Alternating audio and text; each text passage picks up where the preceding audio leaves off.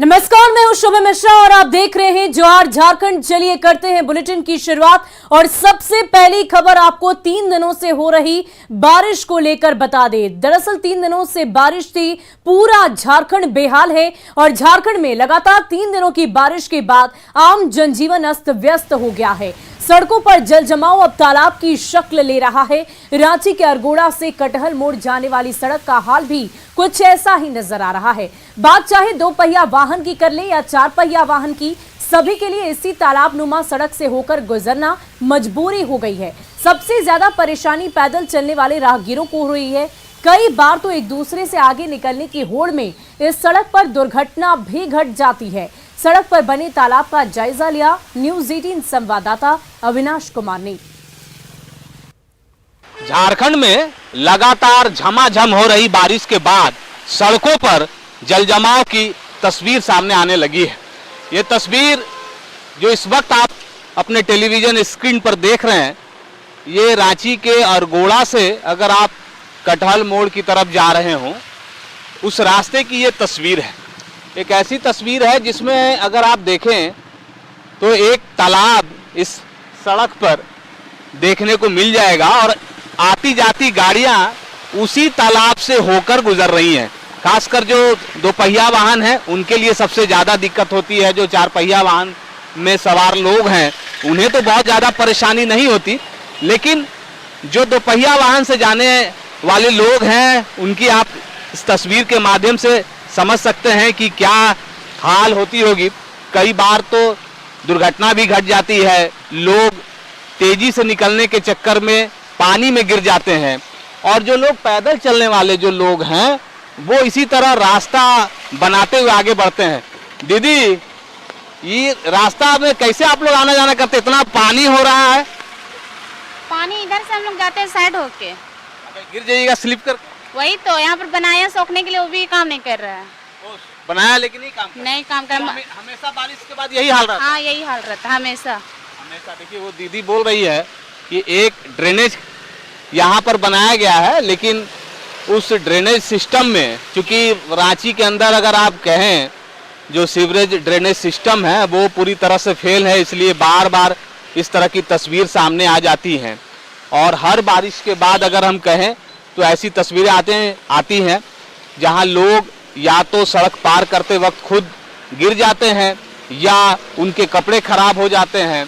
लेकिन विभाग की तरफ से कुछ भी नहीं हो पाता, क्योंकि हर बार जो फंड अलॉट होते हैं सड़कें बन जाती हैं, लेकिन सड़कों के किनारे जो नाले बनने चाहिए ऐसे जल जमाव को रोकने के लिए, वो शायद नहीं बन पाते, इसलिए इस तरह की तस्वीर सामने देखने को मिलती है।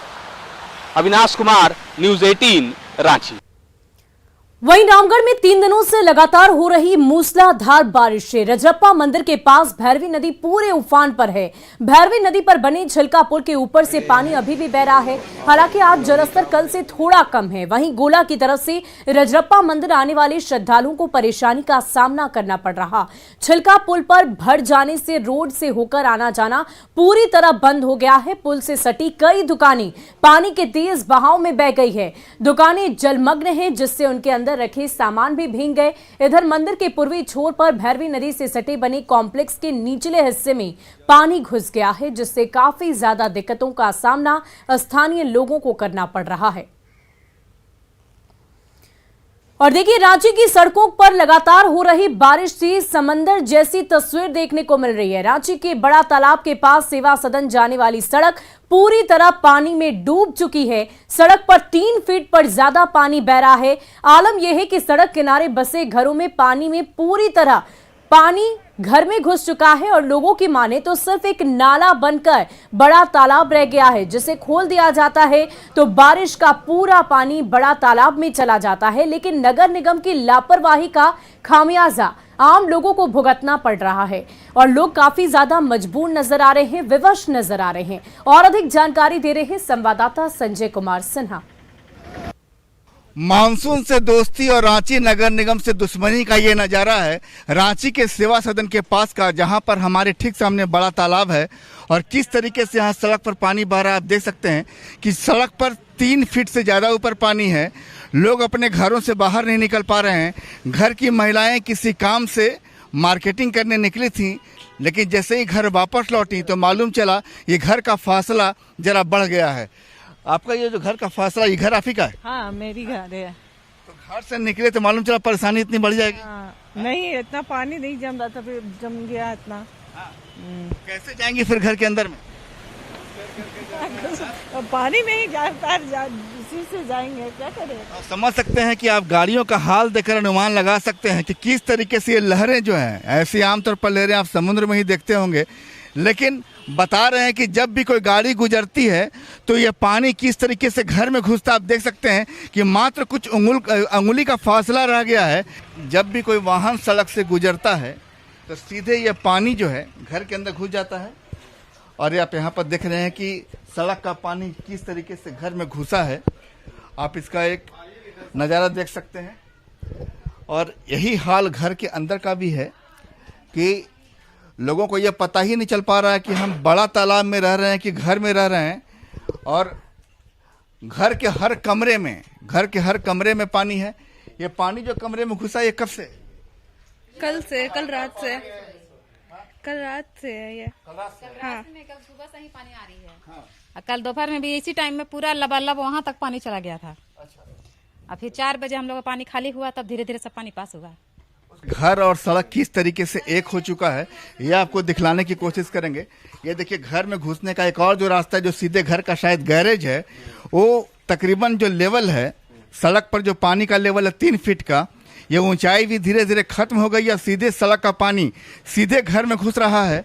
और घर का जो एक कहते हैं कि एक जो रूटीन होता है, वो रूटीन घर का अस्त व्यस्त हो गया है। घर से लोगों का निकलना मुश्किल है। और महिलाएं बता रही हैं कि जब रात में अचानक पानी भरना शुरू हुआ, ये देखिए, आप देख सकते हैं कि जिस तरीके से जैसे ही सड़क से कोई वाहन गुजरता है, सीधे ये पानी जो है घर के अंदर घुस रहा है।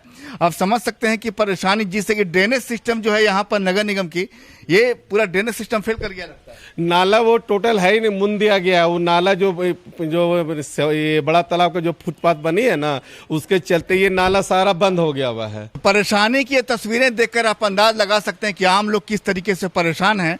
लोग इसके लिए नगर निगम के साथ साथ नगर विकास विभाग को भी कोस रहे हैं।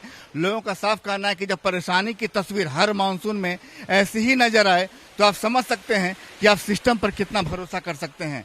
फिलहाल लोग एक बार फिर अपील कर रहे हैं कि 2022 का मानसून तो खैर इसी परेशानियों में गुजर रहा है। अब आशा है, उम्मीद है तो 2023 से। कैमरामैन संत के साथ संजय कुमार सिन्हा, न्यूज़ 18 रांची। वहीं रामगढ़ में बारिश से खराब हुई सड़क पर लोगों ने धान की रोपाई कर अपना विरोध जताया। रामगढ़ में मतकम्मा चौक से चुट्टू पालू तक सड़क पूरी तरह जर्जर हो चुकी है। यहां रोड पर बड़े बड़े गड्ढे हैं और इन गड्ढों में गिरकर लोग हादसे के शिकार हो रहे। इस सड़क के निर्माण के लिए करीब 99 करोड़ की लागत से सड़क निर्माण की मंजूरी कैबिनेट से भी मिल चुकी है, लेकिन अब तक ये सड़क नहीं बन सकी है। ऐसे में सरकार की लापरवाही से नाराज लोगों ने अपना विरोध जताने के लिए सड़क पर धान की रोपनी की। ये 2 तस्वीरें इस वक्त आपकी टीवी स्क्रीन पर है। आप दोनों तस्वीरों में देखिए किस प्रकार ये समझ ही नहीं आ रहा, ये फर्क ही नहीं पता चल रहा कि गड्ढे में सड़क है या सड़क में गड्ढे हैं। ये अंतर करना मुश्किल हो रहा है। और इसी का विरोध जताते हुए ये दूसरी तस्वीर, जहां लोग सड़क पर ही धान की रोपाई कर रहे हैं। ये तस्वीरें आप देख पा रहे होंगे। रोड इतना गड्ढा में तब्दील हो गया है कि हम लोग आज मजबूर हो गए। यहाँ स्कूल कॉलेज जाने वाले बच्चे लोगों को काफी दिक्कत, नए नए रिश्तेदार आना बंद कर दिए हैं। शादी ब्याह का मामला सारा चीज पूरा। और यहाँ का जो खास करके विधायक लोग या सांसद, स्थानीय दुकानदार जो है, इनका भी बहुत सारा प्रॉब्लम है। हम लोग चाहते हैं कि जितना जल्दी इस रोड का कोई छोटा भी कुछ कार्य करके और इसका सुंदरीकरण किया जाए। ये आपका सड़क गड्ढे में तब्दील हो चुका है। यहाँ पे लादी चिकोर पंचायत के लोग आज धान रोपने पर मजबूर हो गए हैं। आज रोड में सब जगह धान रोपे का कार्यक्रम चलाया जा रहा है। अब यहाँ के सरकार से सिर्फ भरोसा उठ गया है यहाँ के जनता का, और यहाँ का सिर्फ राजनीतिक मुद्दा वोट लेने के कार्यक्रम में सिर्फ यहाँ आश्वासन देते हैं कि रोड बना दिया जाएगा, लेकिन यह सिर्फ वोट बैंक के लिए काम किया जाता है। वहीं सिमडेगा में स्वास्थ्य विभाग की लापरवाही से नवजात बच्ची की मौत हो गई। ये घटना हुई बानो के बटोली गांव में, जहां गर्भवती महिला को प्रसव पीड़ा हुई तो एम्बुलेंस को बुलाया गया, पर हाथी के डर से एम्बुलेंस रात भर गांव के बाहर खड़ी रही। सुबह परिजन महिला को खाट पर लादकर एम्बुलेंस तक ले गए और एम्बुलेंस से महिला को बानो पीएचसी ले जाया गया, जहां जन्म के साथ ही नवजात ने दम तोड़ दिया। गाड़ी के नाम तो नहीं जानती, वो बोला कि अभी इतना रात को नहीं जाएंगे, हम सुबह फोन करना सुबह जाएंगे। एक पागल हाथी घूम रहा है यह दिन। इसके बाद हम लोग धो के लाए, रास्ता भी खराब था। ये अपना जान बचाने के लिए, पत्नी का जान बचाने के लिए वो खटिया में लेके वो आ रहा था, बीच रास्ता में बच्चे की मौत हो गई। डिलीवरी हुआ, उसके बाद बच्चे की मौत हो गई।